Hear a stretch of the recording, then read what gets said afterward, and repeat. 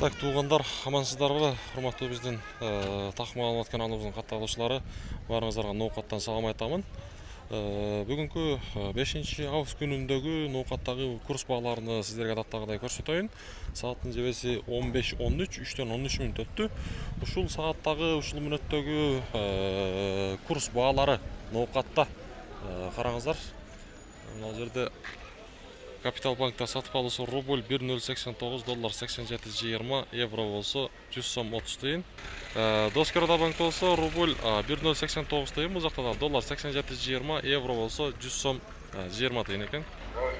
Эми болсо туугандар акча алмаштыруучу жерди да көрсөтүп коеюн. Рубль 1.080 тыйын, бул жакта доллар 87.20 экен.